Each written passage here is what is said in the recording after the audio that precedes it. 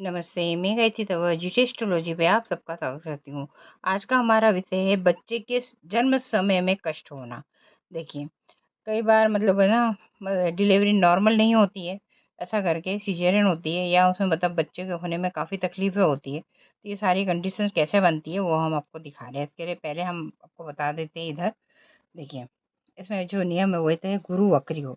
हम है ना कैसे पत्रिका में चेक करेंगे गुरु हमारा व्यक्ति वक्री है, ऐसा करके ठीक है। तो आप एस्ट्रोसेज वाली कुंडली खोलिए, ऐसा करके उसके अंदर आपको लिखा हुआ आ जाता है कि आपका गुरु वक्री है, अस्त है, ऐसा है ना मार्गी, वो सब चीज़ उसके अंदर लिखी हुई आ जाएगी ऐसा करके। तो आप वहाँ पे भी उसको चेक कर सकते हैं, किसी पंडित को पूछोगे तो वो भी आपको बता देगा। दूसरा, सप्तम में आपके कुर ग्रह होने चाहिए, मंगल शनि राहु केतु, मतलब सप्तम में आपके है तो कुर ग्रह हो। ठीक है। अब यहाँ हमारा तीसरा है मंगल शनि राहु केतु की दृष्टि पंचम घर पे हो, ऐसा करके। फिर ये है कुर ग्रह पंचम में हो, ऐसा करके। फिर है ना पंचम या अष्टम की युक्ति हो, गुरु अष्टम में हो, पंचमेश अष्टम में हो और अष्टमेश पंचम की राशि मतलब राशि परिवर्तन योग हो। अब देखो इसको हम आपको समझाते हैं। हमने आपको पहले क्या बताया था कि सप्तम में आपके कुर ग्रह होना चाहिए। तो जैसे अब ये आपका आप हाउस की गिनती बता देते हैं। First second third fourth fifth six seventh eighth nine tenth 11 12 house की गिनती ऐसी होगी, चाहे यहाँ पे नंबर कुछ भी लिखा हो। आज हमने नंबर नहीं लिखा है लेकिन आपको दिखा रहे हैं। फर्स्ट में क्या बैठा है? केतु बैठा है। तो केतु के जस्ट सामने ही 180 डिग्रीज पे राहु यहाँ पर बैठा होता है। ठीक है। तो अब राहु और केतु हमेशा आमने सामने ही होते हैं पत्रिका के अंदर। तो अब अगर आपका लग्न में केतु बैठा है और यहाँ से हम गिनते हैं first second third fourth fifth six seven, seventh house में आपका राहु बैठा है। तो सेवंथ हाउस हमारा किसका होता है? हमारे स्पाउस का होता है। एक तो हमारे ना मतलब बिजनेस व्यापार जॉब, उस जॉब से रिलेटेड होता है। दूसरा ये हमारे पेट से भी संबंधित होता है ना, यूटेस वगैरह से भी ये संबंधित हमारा सेवंथ हाउस होता है।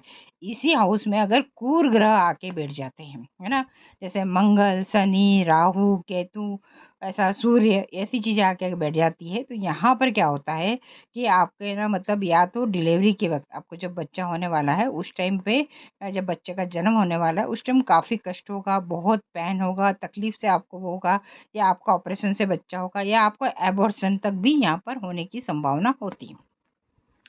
अब ये देखिए दूसरे इसमें भी हम आपको बता देते हैं। First second third fourth fifth six seven eighth nine tenth 11 12 house की गिनती ऐसी होगी या नंबर कुछ भी हो। अब देखो अगर आप, मैंने इसमें बताया था कि आपके है ना मतलब पंचम में, है ना, ये देखो पंचम पर अगर है ना मंगल शनि राहु केतु की दृष्टि पंचम घर पे हो। अब यहाँ पर देखते हैं, यहाँ पे देखिए फर्स्ट हाउस में केतु बैठा है, ऐसा करके, है ना। तो केतु की कौन सी दृष्टि आती है? पंचम दृष्टि, first second third fourth fifth. तो केतु की दृष्टि यहाँ पंचम हाउस पे जा रही है। अगर हम मंगल को देखें, मंगल बैठा है द्वितीय हाउस में, ठीक है, तो भी मंगल की चौथी दृष्टि आ रही है, फर्स्ट सेकंड थर्ड फोर्थ। ठीक है, तो मंगल की चौथी दृष्टि पंचम हाउस पे जा रही है। शनि थर्ड हाउस में बैठा हो तो फर्स्ट सेकंड थर्ड, शनि की तीसरी दृष्टि, देखो मैंने एरो बना के रखा है, इस पे जा रही। और मंगल शनि राहु केतु खुद ही पंचम में बैठे हो, मतलब तो पंचम में ही है, तो फिर सीधी बात है कि है ना यहाँ पे सूर्य भी आ सकता है आपका, ऐसा करके। तो है ना मतलब ये सारे ग्रह अगर इसमें इकट्ठे हो जाते हैं तो आपका है ना मतलब एबॉर्शन होता है, या आपको डिलीवरी में दर्द होता है, या ऑपरेशन होता है, या टाके मतलब आते हैं। नॉर्मल डिलीवरी होने की संभावना कम रहती है। अब अगर हम यहाँ पे देखते हैं ना, इधर से गिनते हैं first second third fourth fifth six seventh eighth, eighth में राहु बैठा है, ठीक है, लेकिन फिर भी राहु की दृष्टि आ रही है। कैसे जा रही है? हम गिनते हैं first second third fourth fifth six seventh eighth nine tenth, ठीक है, ऐसा।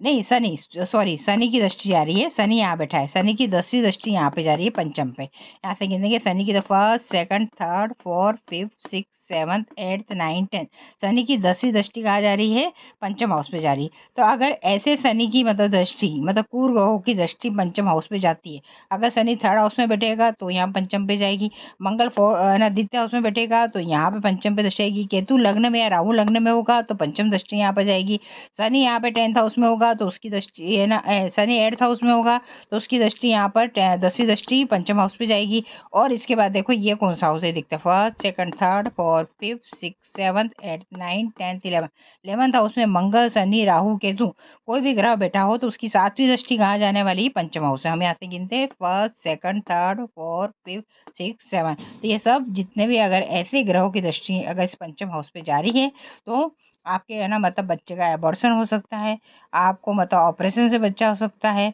आपको टाँके से मतलब नॉर्मल डिलीवरी होने की संभावना इसमें बहुत कम होगी, या आपका जो पेन होगा वो बच्चे को जन्म लेते वक़्त काफ़ी आपको उसमें तकलीफ़ उठानी पड़ेगी, या तो क्रिटिकल कंडीशन हो सकती है। ऐसा करके बच्चा जब पेट में आए तब भी बहुत बार जैसे बोलते हैं ना बच्चा उल्टा हो गया पेट में, ऐसा करके, या मतलब बच्चे का मतलब कहीं उसकी टाँग फँस गई, कुछ हो गया, तो ऐसी कुछ न कुछ चीज़ें चलती रहेगी जिसके अगर आपको बार-बार डॉक्टर के पास जाना, मतलब नॉर्मल तो आप 9 महीने भी नहीं रह पाओगे। अब ये देखिए दूसरा, है ना? यहाँ पर देखो अगर हमने हाउस की गिनती बताई first, second, third, fourth, fifth, sixth, seventh, eighth, ninth, 10th, 11th, 12th, house की गिनती ऐसी होगी चाहे यहाँ नंबर कुछ भी लिखा हुआ हो। अब देखिए मैंने यहाँ पे बताया था, है ना? ये देखो पंचम या अष्टमेश की युक्ति हो, ऐसा करके, या पंचम अष्टम में हो, या अष्टमेश पंचम राशि में हो, राशि परिवर्तन हो। अब यहाँ पर देखिए, यहाँ पर अगर हम गिनते हैं पंचम का स्वामी कौन है, 11 नंबर लिखा है तो उसका स्वामी शनि है। शनि कहाँ जाके बैठा है, 8th हाउस में बैठा है। अगर हम यहाँ से गिनते हैं first, second, third, fourth, fifth, six, seventh, 8th, और 8th हाउस का स्वामी कौन है, 2 नंबर लिखा है शुक्र है। शुक्र कहाँ बैठा है, पंचम में बैठा है। यहाँ से गिनेंगे first, second, third, fourth, fifth, मतलब ये ना अष्टमेश आपका पंचम में बैठा है, पंचमेश आपका अष्टम में बैठा है। अगर ऐसा राशि परिवर्तन या बोलते हैं ना ऐसी युक्ति बन रही है तब भी बच्चे की डिलीवरी में प्रॉब्लम आती है। अब देखिए यहाँ पे भी है ना आपका ये राहु बैठा है, ठीक है, तो राहु की दृष्टि भी यहाँ इसके ऊपर जा रही है, ऐसा करके सप्तम दृष्टि, तो उसकी वजह से भी आपको दिखे, जो मैंने आपको पहले भी यहाँ बताया था इस वाली कुंडली के अंदर, ऐसा करके, तो ये सारी कंडीशन होती है तब जाके काफ़ी दिक्कत है। इसमें एक क्वेश्चन ये आता है जो हमारे पास में है, मतलब क्या हुआ कि पति की कुंडली में ऐसी मतलब बन रहा था कि मंगल उसका सेकंड हाउस में था, उनका बच्चे का एबॉर्शन हो गया, मतलब ऐसा करके, तो ना अरे पत्नी का कहना था अरे मेरी कुंडली में तो ऐसा नहीं था, तुम्हारी कुंडली में नहीं है, लेकिन बते पति या पत्नी दोनों की कुंडली का बच्चे पे प्रभाव डालती है। अब किसके जोर मारेगी वो अलग बात है, लेकिन बोलते हैं ना हाँ ये ऐसा नहीं होता कि तुम्हारी कुंडली में नहीं है तो एबॉर्शन नहीं हो सकता है, पति की कुंडली में भी अगर ऐसा होगा तो एबॉर्शन होने की संभावना हो सकती है। उपाय क्या करना चाहिए, देखिए पहले तो जाके पंडित से सलाह लेना चाहिए। कारण ये है कि आपके इसमें कंडीशन मतलब क्या क्या है, क्रूर ग्रह की दृष्टि आ रही है कि कोई ग्रह वक्री है, या अष्टमेश ये बन रहा है, युक्ति बन रही है, राशि परिवर्तन क्या हो रहा है, तो उसके हिसाब से पंडित जी आपको सलाह देंगे और उस हिसाब से आपको पूजा पाठ करवाने। समझ लीजिए आप किसी कारणवश नहीं जा पाते हैं, ठीक है, पंडित के पास में, तो आपको क्या करना चाहिए, महामृत्युंजय के जाप करना चाहिए, रोज हो सके तो 1 माला तो अवश्य ही करते रहना चाहिए, या ऐसा करिए कि 5 माला ले लीजिए, ऐसा करके, और उसमें है ना आप उसको थोड़ा-थोड़ा करेंगे तब भी वो उसमें कंप्लीट हो जाएगी, तो डिलीवरी में थोड़ी आपको दिक्कतें कम आएगी।